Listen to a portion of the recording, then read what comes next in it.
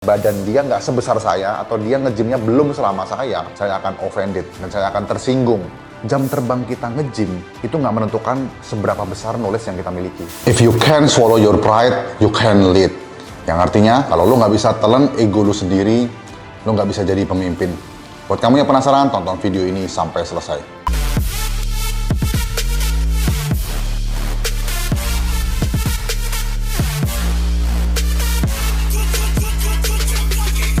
Ego sering diartikan dalam masyarakat sebagai sebuah kondisi psikologis di mana kita mementingkan diri kita sendiri.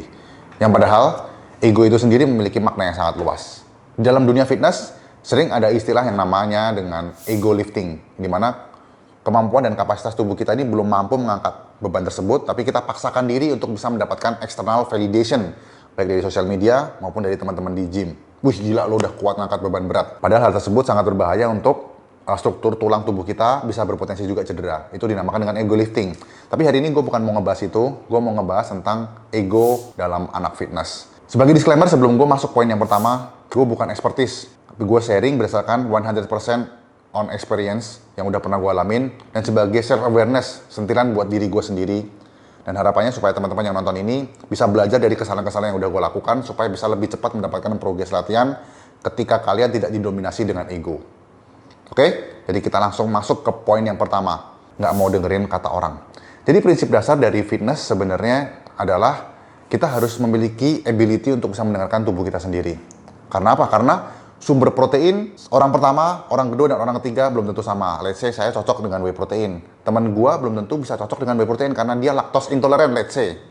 Atau misalnya saya cocok dengan ayam dada, bisa jadi teman gua cocoknya dengan ikan. Dan perbedaan adaptasi dari tubuh setiap manusia ini yang menentukan kita dituntut untuk bisa selalu belajar dan selalu improve. Apabila kita sudah didominasi dengan ego, kita tidak akan bisa melihat blind spot. Nah, hal seperti ini apabila kita sudah terlalu penuhin gelas kita dan kita tidak cukup humble untuk bisa menerima masukan dari orang lain, hal tersebut karena didominasi oleh ego, akan sulit untuk membuat kita mencapai self-development dan mencapai progress fitness yang kita inginkan. Oke, jadi kita sekarang langsung masuk ke kesalahan yang kedua, di mana kita, anak fitness, terbelenggu dengan ego. Contoh ego di dalam dunia fitness adalah offended ketika diberikan masukan oleh junior kita. Oke, dari lama pernah mengatakan bahwa ketika lo ngebacot atau lo ngomong, itu tuh kita hanya mengulangi suatu hal yang kita sebenarnya juga udah tahu. Tapi ketika kita learning, kita memiliki kesempatan untuk bisa belajar dari orang lain. Ini hal yang sangat menarik. Di era informasi dan teknologi ini akan banyak sekali informasi yang akan kita dapatkan dan kita serap hanya menggunakan smartphone. Let's say saya udah nge-gym 10 tahun, tapi saya melihat banyak sekali anak-anak gym yang baru nge-gym 3-4 tahun yang badannya jauh lebih besar daripada saya, ototnya lebih matang daripada saya. Let's say soal konsistensi, yes, tapi juga soal knowledge. Mereka memiliki kemampuan untuk bisa menyerap informasi dari internet, mereka membaca jurnal, mereka membaca-baca teknologi hal-hal yang baru atau perubahan-perubahan fitness yang baru di dalam industri fitness, baik dari program latihan maupun menu makanan, yang dimana hal tersebut bisa menyalip progres fitness yang saya selama ini udah 10 tahun. Nah, kalau kita terbelenggu oleh ego, kita nggak akan bisa menerima masukan atau kritikan dari orang yang nge-gymnya lebih sebentar daripada kita. Jadi ada baiknya kita mengosongkan gelas dan kita mendengarkan masukan baik dia senior kita, junior kita, ataupun orang yang memiliki experience yang sama dengan kita. Yang ketiga, the best revenge is massive success. Kalimat ini sering terdengar di Instagram, di mana kalau kita diremehkan atau dinyinyirin orang, cara terbaik untuk melakukan pembuktian dan pembalasan adalah kita menjadi sukses. Nah, di dalam fitness sendiri, apabila kita diremehkan, apabila teman-teman gym atau sosial media mungkin mengatakan, badan lu nggak bagus, badan lu kecil, lu nggak bisalah menang di dalam kompetisi. Cara terbaik adalah membuktikan bahwa kita bisa six pack. Cara terbaik adalah membuktikan kita bisa menjuarai kompetisi. Tapi itu adalah ego. Dan jangan dengarkan ego. Karena level pembuktian tertinggi ketika kita sudah tidak memiliki ego atau kita mampu mengontrol ego dengan baik adalah tidak membuktikan apa-apa. Oke? Jadi the best response is no response. Dan tidak merespon suatu hal yang nyinyir atau tuduhan atau suatu hal yang mungkin meremehkan kita adalah respon yang terbaik. Mungkin akan sangat terdengar klise atau agak sangat susah untuk dipahami, tapi apabila pada saat kamu sudah melakukan fitness untuk self-improvement untuk diri kamu sendiri, dan bukan buat membuktikan ke orang, bukan buat memberikan pembalasan ke orang-orang yang sudah meremehkan kita. Hal tersebut adalah tanda di mana kamu sudah naik level yang lebih tinggi. Oke, jadi kita sekarang langsung masuk ke ego anak fitness yang keempat. Ini yang paling keren dan paling nyentil buat gua, yaitu craving akan validation. Teman-teman pernah dengar nggak?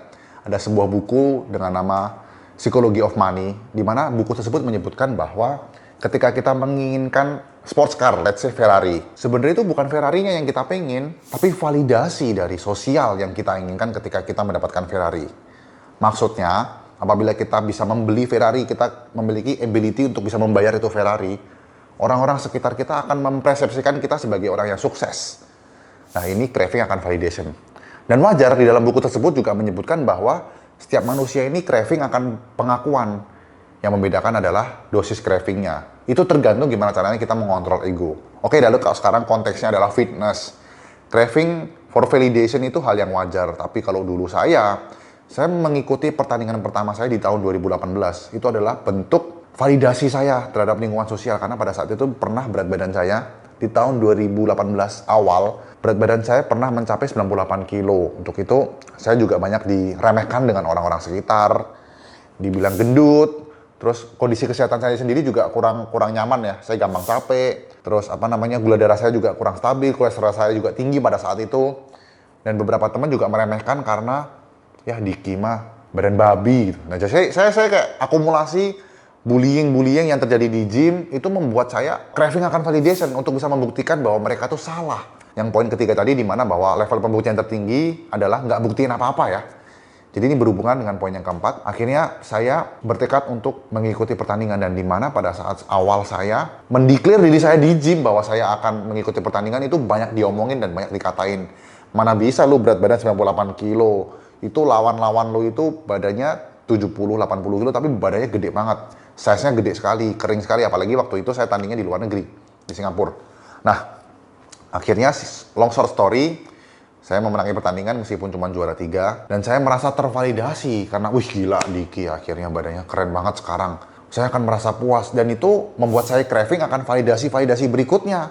Akhirnya saya ingin pertandingan lagi, yang padahal pada satu titik saya sadar bahwa saya nggak butuh lagi validasi. Ketika saya bisa memvalidasi diri saya sendiri, saya nggak perlu validasi dari eksternal.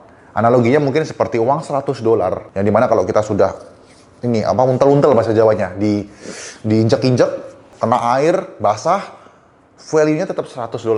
Nah, jadilah seperti uang $100 tersebut. Sekalipun dihina, diremehkan, dianggap sebelah mata, difitnah, $100 tersebut nggak ada keinginan atau intention untuk bisa memberikan validasi ke orang. Karena dia sendiri sadar bahwa nilainya adalah $100, dan dia sadar bahwa memiliki value yang mungkin orang lain nggak bisa lihat, tapi dia bisa validasi dirinya sendiri. Oke, itu tadi bentuk-bentuk contoh salah satu ego di dalam anak fitness yang mungkin bisa menghambat progres kamu. Dan ego itu sendiri bisa terjadi di lingkungan sehari-hari, di dalam karir bekerja, sekolah, mahasiswa, atau mungkin di dalam keluarga. Dan apabila kalian tidak memiliki self-awareness, kalian akan gampang untuk bisa didominasi dengan ego. Saya menyarankan membaca satu buku, Ego is the Enemy. Itu sangat keren banget bukunya. Kan di sana bisa melihat tuh contoh-contoh seperti apa ego, contoh-contoh kecil apa, supaya bisa memudahkan kalian memiliki self-awareness atau kesadaran diri yang lebih baik. Oke? Semoga bermanfaat. Thank you. Sampai ketemu di video berikutnya. Jangan lupa like, comment, subscribe. Kalau ada masukan teman-teman pengen dibuatkan video seperti apa, jangan lupa komen di bawah. Thank you. Sampai ketemu di video berikutnya.